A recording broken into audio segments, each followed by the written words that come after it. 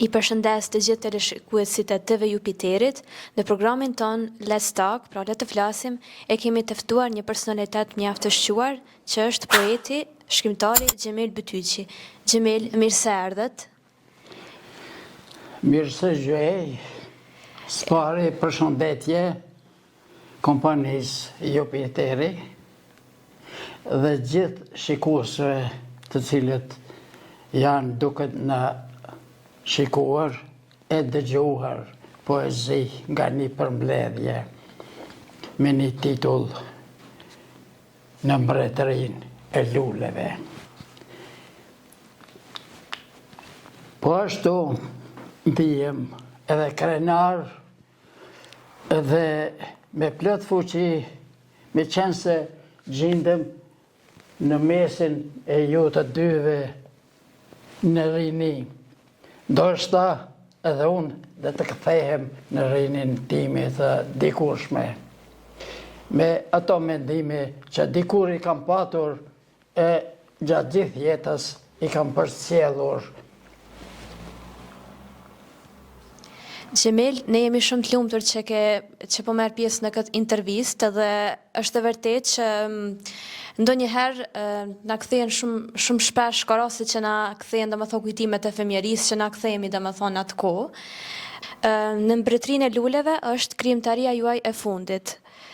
Po çfarë e frymëzoi autorin pra juve Xhemil Bytyqi të krijojë këtë libër pra në mbretërinë e luleve?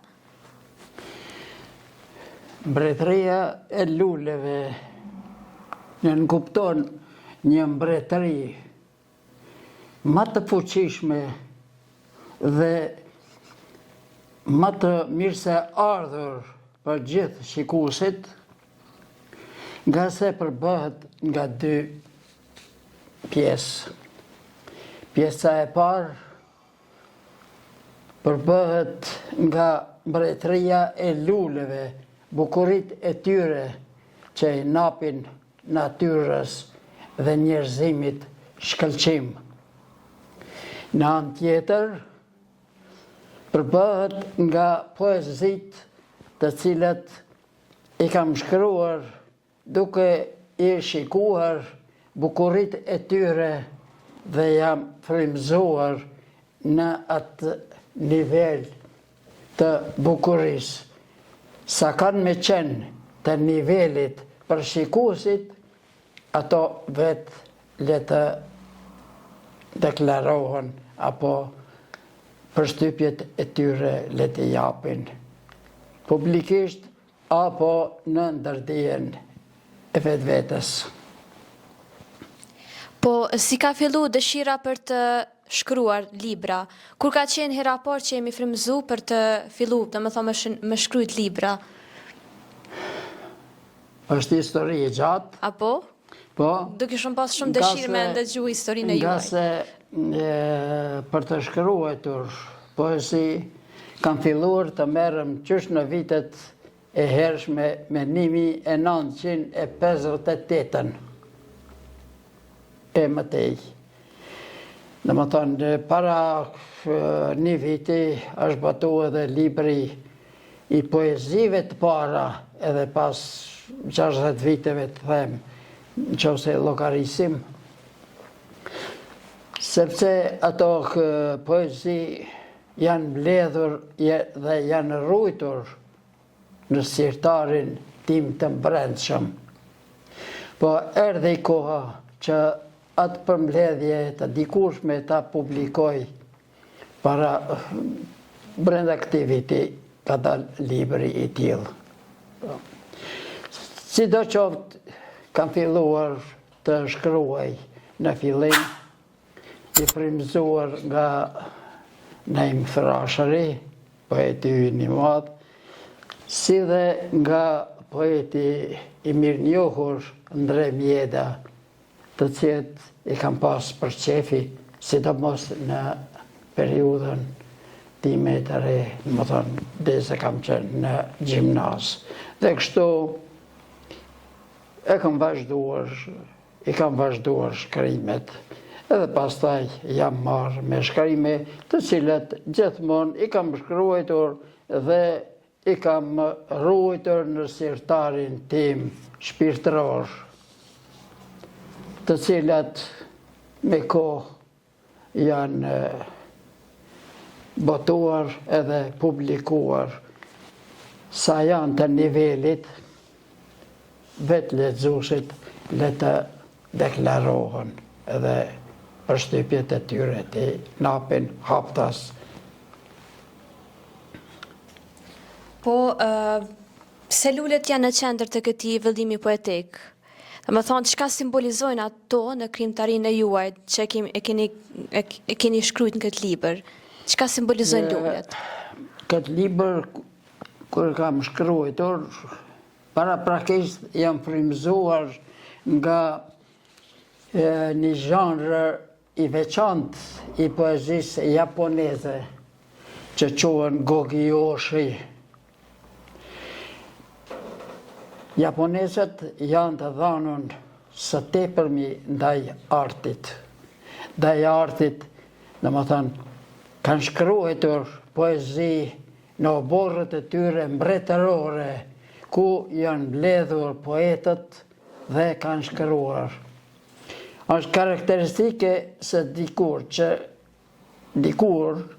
në vitet e 900-ta apo edhe më herët, ato kanë shkruar një lloj poezie shumë të shkurtër me 3 vargje që quhen poezi haiku japoneze, të cilat kanë një rregull, gjithmonë shkruhen me rrokje të caktuara, 5, 7, 5 rrokje, edhe nuk bën më tepër. Mirë po, brenda këtyne 3 vargjeve duhet të shprehni gjithmonë një subjekt të juaj në momentin e vërejtjes së asaj dukurie natyrore e cile ju bën përshtypje.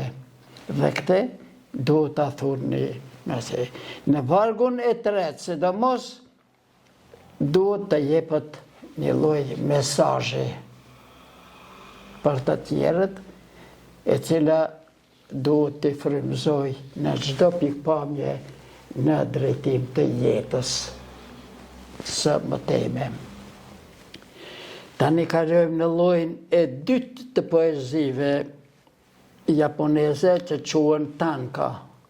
Tankat janë poezi me 5 vargje. Pak më e gjerë. Shumë e gjerë, po. Pak më e gjerë.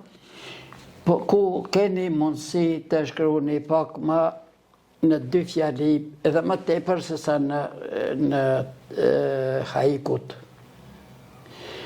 Edhe tankat kanë rregullat e tyre. 5, 7, 5, 7, 7. Domethënë kjo rregull ekziston. Tani kalojmë te Gogyoshit, mos ta zgjasim më tepër me tankat. Janë poezi po ashtu të ngjashme me tankat, që japonezët së tepërmi po datojnë në kohën pak më të vonë të Gogyoshit, që përbahen po ashtu prej 5 vargjeve, të cila ekziston titulli i poezisë, por rregulla strikte nuk ka. Stili është i lirë, mendimet janë të lira, të cilat duhet të aplikohen në këtë lloj poezie. Po ashtu, edhe këto poezi napin mesazhe të bukura. Po aq sa është në gjendje poeti t'i shpreh ato për dikën tjetër edhe për rrethin. Sidoqoftë edhe për vetveten e vet. Por si ndërthuren ndjenjat njerëzore me botën e natyrës në pozita në këtij libri? Si I lidhe me thonë ndjenjat njerëzore, po me këtë Shqipni, çdo lloj poezie, qoftë ato klasike, qoftë këto japoneze, qoftë poezit moderne, qoftë postmoderne, gjitha llojet e poezie, ato bazohen në natyrë, në mbresat e natyrës që bëjnë poetin të shkruaj një fjalë të bukur, një fjalë të mirë, një fjalë me mesazh, në përgjithësi që të bëhet, të jepet një bukuri e natyrës së përgjithshme. Prandaj, edhe këtu, çdo gjë lidhet me bukuritë e natyrës që natyra na I ka palë. Ne, si prezentuesit e kësaj bote, por me mendje të hollë e vetmja qenjë njerëzore që e ka mendsinë.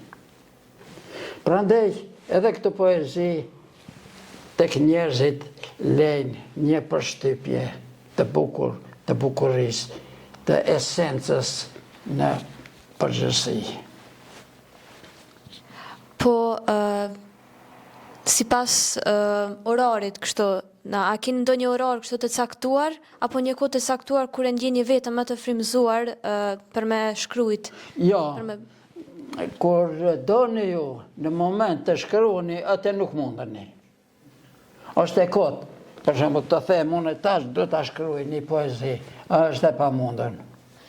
Derisa në moment nuk vjen frymëzimi, edhe në atë moment duhet ta kapësh atë thanje, atë fjalë, atë bukuri, ta shprehesh me fjalë të tua.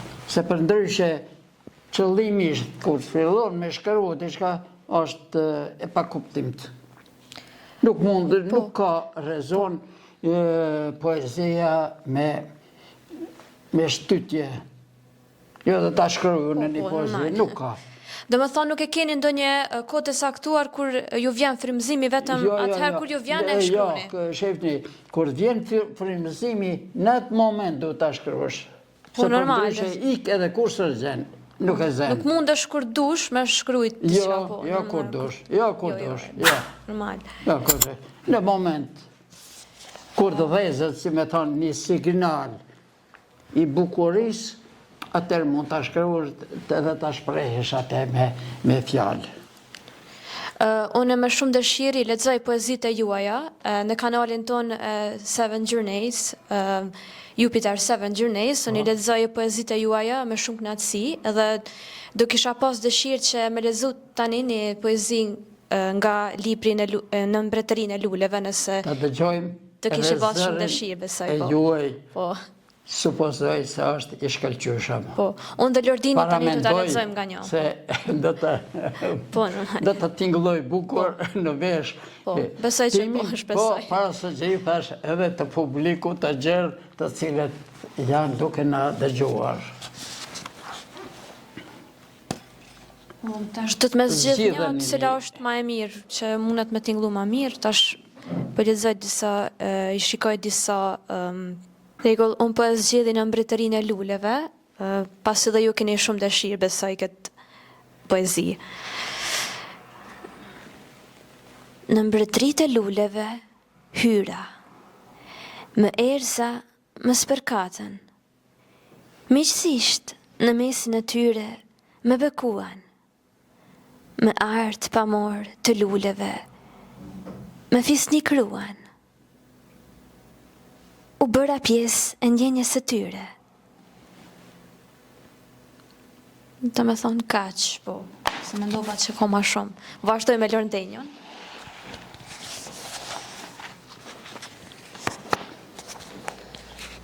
Mes shkuresh pasionet e mia e kreshpëruara na mbetën. Kuror tërbimi mes heshtjeve na u krijua. Zjarri I dhembjes ndër vete u kall, të qetë në gjithonjë duhej të arrenim, me gjelbrimeve në agim urqetëm. Nëse keni dëshirë, mundemi edhe një tjetër me provu me lezu.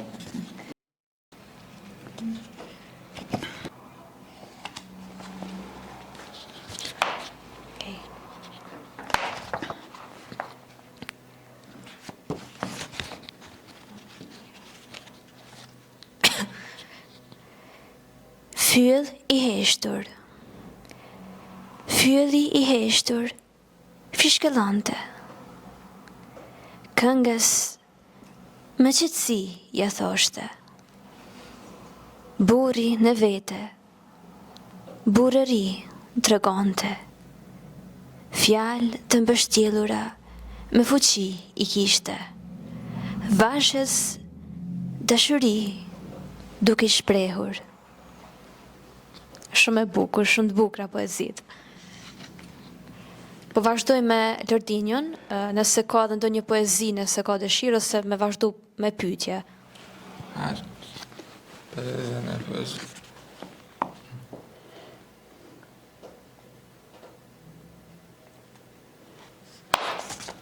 Të lexoj poezi Njerëz të dashur në kaltërsi.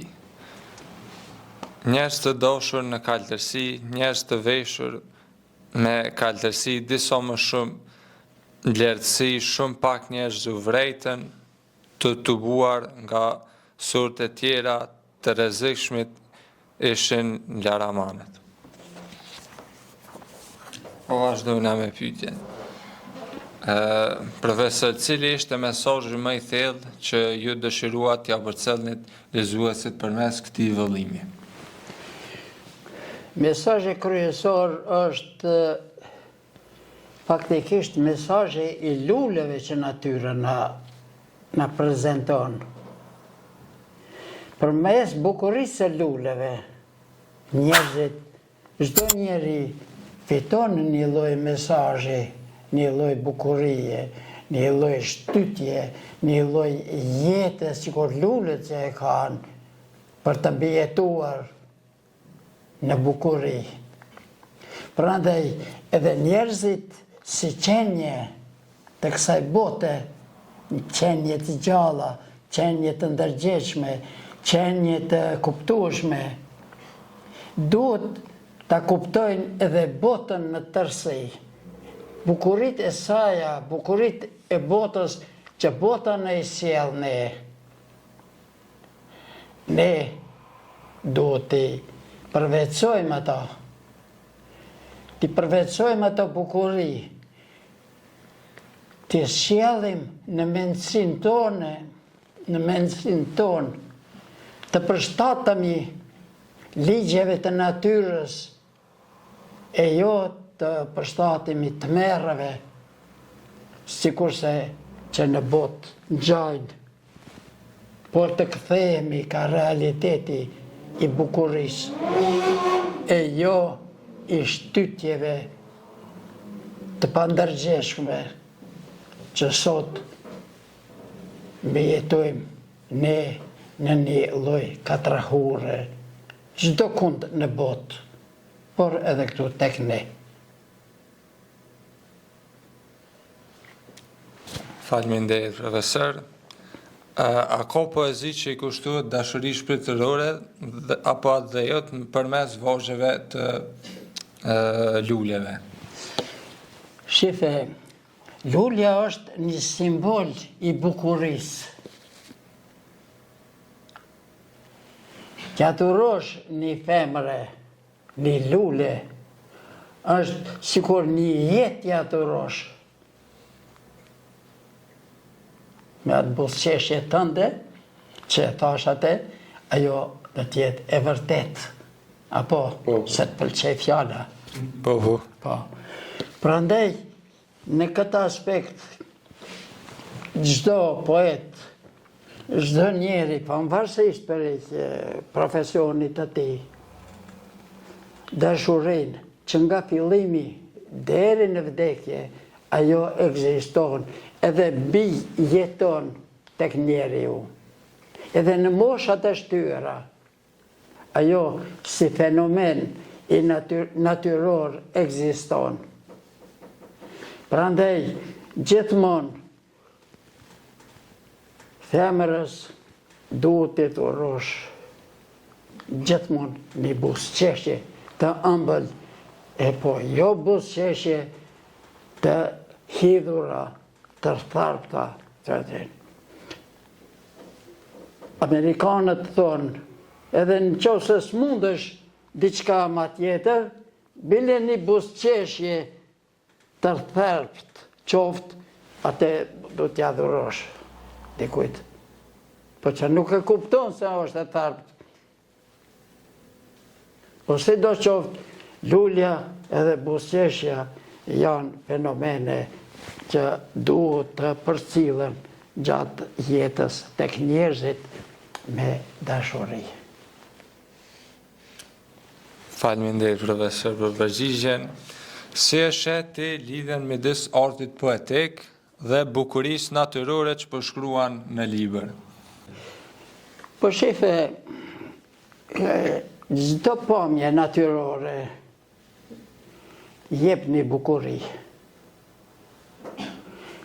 Qoftë deti, qoftë qielli, qoftë toka, qoftë nën toka,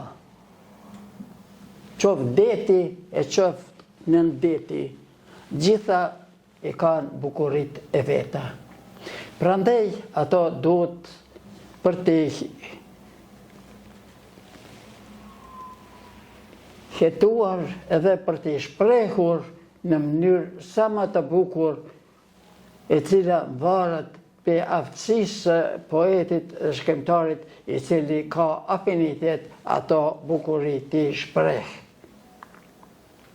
Nëse ato fjalë, ato vargje autorit i pëlqejnë,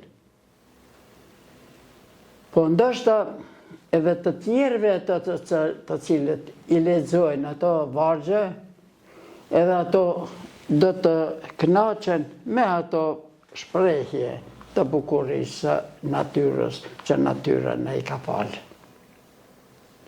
Prandaj është një përkushtim i veçantë i njeriut që ato bukuri të shprehi me afinitetin e tij mendor, domethënë në shkrim e sipër. Faleminderit për përgjigjen profesor. Cila poezi e këtij libri është më e dashura për ju edhe pse? Po tash çdo njëna e ka atë bukurinë e vet.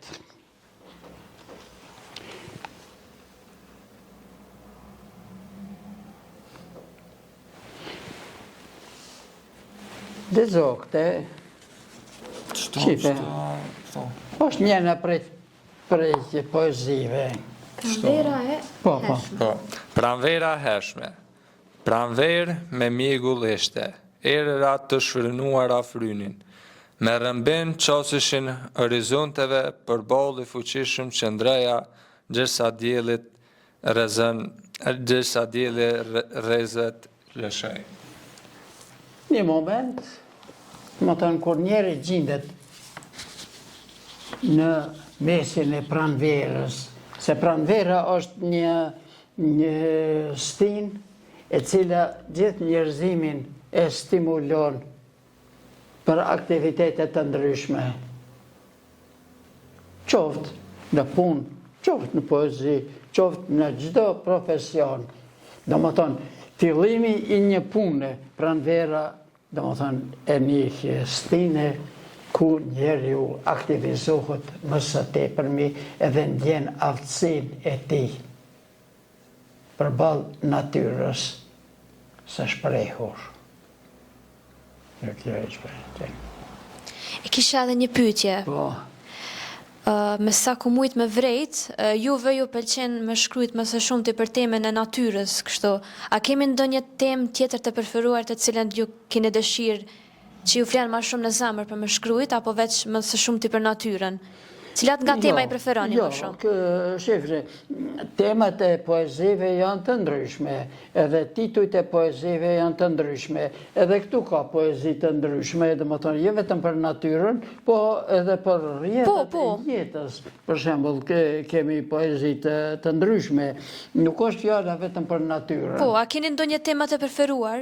Përveç... Po, temat janë të ndryshme, tash s'di se cila, për shembull, mundet me... Që ju frymëzon ma shumë, që ju flenë ma shumë zemër, për shembull. Po, shife, rrjedhat e jetës, ma tepër ka tema, për shembull, rrjedhat e jetës, ato gjithmonë të stimulojnë për të shkruar temat e poezi. Profesore, kam një pyetje për ty, te përmende Ndremjedrën më përpara që ka frymëzu, deshta me të pyet cilët janë autor tjerë përpos Ndremjedrës që ti ke marrë frymëzim pej tyre. Shepe, si fillestar në gjimnaz, kur kemi qenë, janë për shembull Ndremjedra, Naimi Ndremjedra, janë poetët e tjerë, për shembull është Azdreni, pastaj është edhe Gjershfishta, të cilin përshtetër mi adhuroj. Po, ajo është, ato temat e Gjershfishtas janë poezi poetike, poezi kombëtare, të cilët duhet të i përfil çdo njëri prej nesh, sepse të ne japin frymëzim për adetarizëm. Kjo është vetë. Faleminderit, profesor. Ishte kënaqësi që ishit pjesë e emisionit tonë dhe ne të urojmë sukseset të më të tjeshme në prodhimtarinë e librave, pra të më të tjeshëm për planet e cilat I keni me pas. Pra unë do të vazhdoj të këndoj një arje, pasi që unë e kam studiuar solo këndimin, tash në master, pra do të këndoj një arje shumë të njohur, Bylbyli nga kompozitori Limas Dizdari për juve. Jo, faleminderit. Kjo edhe aq më tepër më stimulon të më përkujton në ditët më të hershme të mia kur I kam dëgjuar gjitha llojet e mundshme të operave që I kam dëgjuar dikur. A keni ndëgjuar më shumë kështu në gjuhën shqipe apo? Ja, në gjuhë të huaja. Në rregull, po. Në gjuhë të huaja tash atë. Tash unë e përkëndoj një shqip, tash edhe 28 nëntori. Më mirë. Kishte me qenë kënaqësi më e madhe. Po, tash do e dëgjoni Bylbylin tash. Po shkrihet bura, nemni po shkrihet, Bylbyli varfen, pse po gjimon, pushuj varjani, me dojtet, Bylbyli varfen, qomos rishkret, o që ka fazi,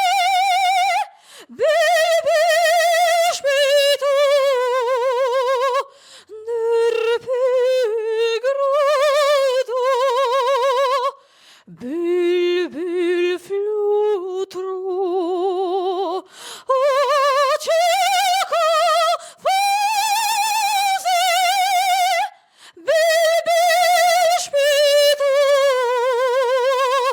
ndër grado, Bylbyl flutro. Faleminderit që më dëgjut. Shumë faleminderit për këtë arje të jashtëzakonisht të bukur, e cila mi zgjalli edhe ndjenat më të fjetura deri më tani që I kam patur, prandaj urime në karrierën e juaj të ardhshme, e cila ka qenë shumë e shkëlqyeshme, meqense edhe zërin e keni. Po si Bylbyl. Faleminderit shumë, edhe ishte kënaqësi edhe për mua me këndu këtë arje për juve, edhe me kaq ne po e përmbyllim emisionin në programin TV Jupiter, pra në Let's talk, po le të flasim. Ju përshëndes dhe shihemi në emisionet e radhës.